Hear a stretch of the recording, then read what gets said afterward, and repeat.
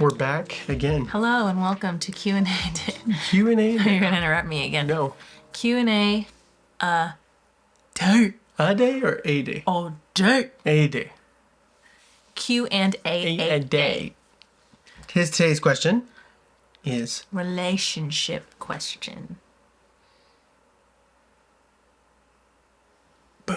Ba-dum-ba. Do you want me to read it to you? Which one did I do it last? You've been doing it Okay, last here we week. go. Jeremiah. Let me get my game face on.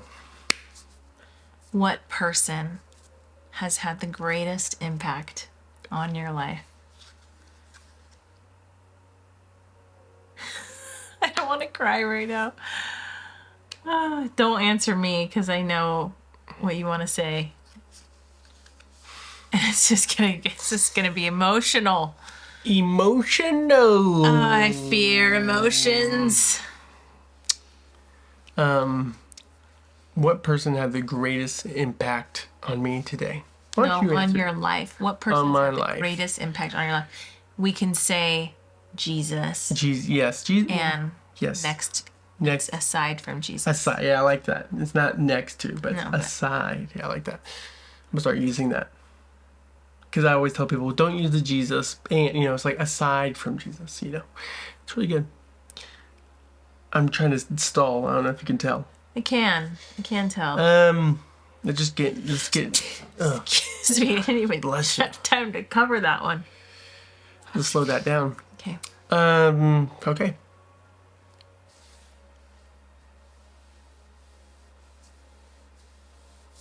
It's not emotional. It's not emotional. Just let it out.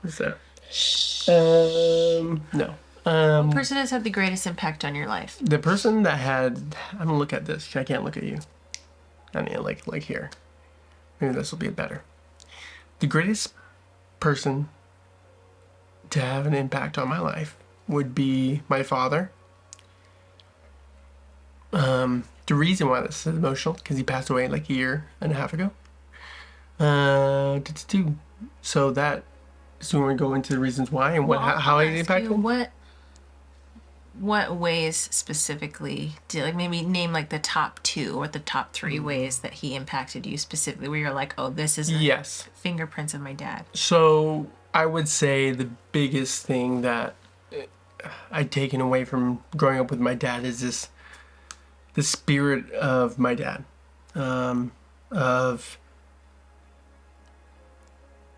it's hard to explain that, like that gusto, that charge the hill, that the dreamer side of things. So I would say a big thing I've taken away from my dad is that my dad is a dreamer. My dad's a builder, and he's a relationship person and a leader and a coach. And what I relate with most of my dad is when we get to dream together, and growing up and dreaming about these plans and things that we would do and different things that we were gonna do.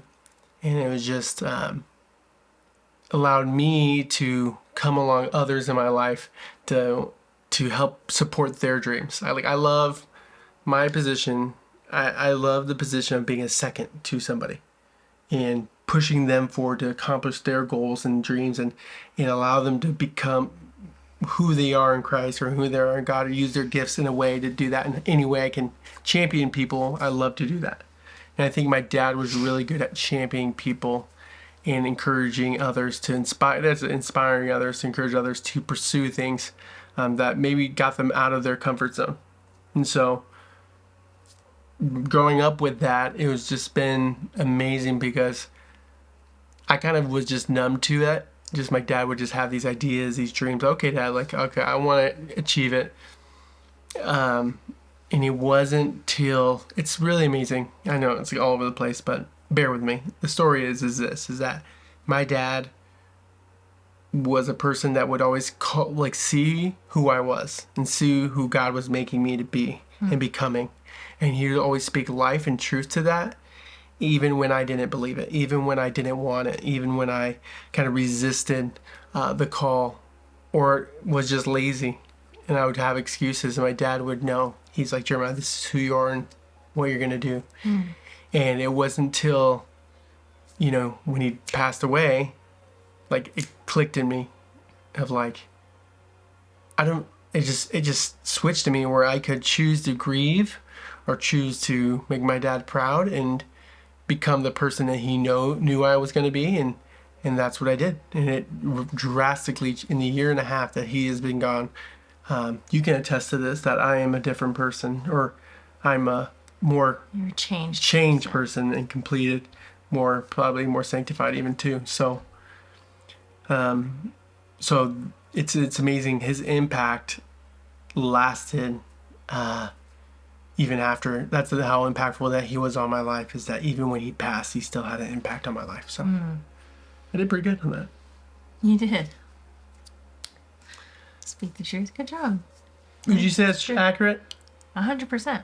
I was, yeah. I wanted you to say your dad, because I think that that's true. All the good parts of him are in you, you know. That's really awesome. So Alyssa. No, I had another thought, but I can't remember what it was, so it's okay. Yeah, I crushed it. Oh, sorry. Stretch it out. My turn? Yes. Who is the most impactful person of your life? The greatest impact on my life.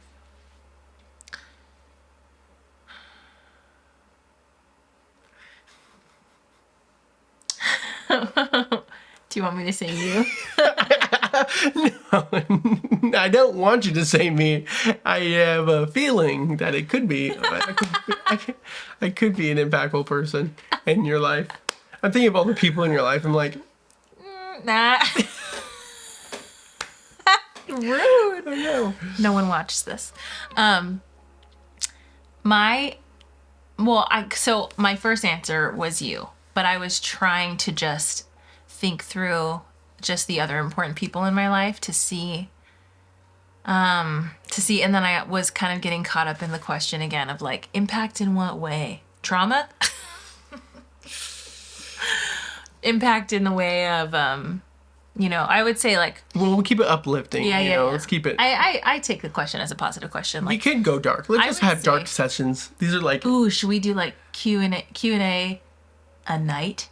Q&A after dark. where they have to pay for the Patreon, Q&A after dark. where you get to see Where we'll answer we- the question, but we answer it a lot darker. We get super into the therapy Comment side. if you would like that, and we could just have a cry. It's just us weeping together. Comment if you want Q&A a day after dark. My answer is you, because do you want to cry? I haven't even started.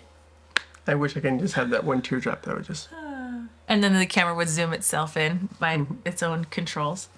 AI would just see your teardrop. Because I'm thinking of positive influences, and of course you're the person that's impacted my life, because like I've been in the deepest sort of relationship you can have with a person, with you, for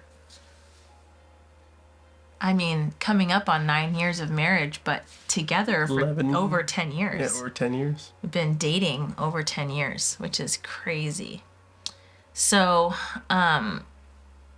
obviously those things impact me, but it's like the ways are sort of endless. It's like in simple ways, like how a roommate, like when you live with someone, you do life with someone, you're with someone every day, like that person impacts you. Like whether you pick up things from them, they pick up things from you, you start doing things the same way, and like you have that bond, but also like obviously much deeper when you're married. So like all the ways that like we don't just have to live with each other, like we are just like spurring each other on and like push towards Christ, and you do that for me.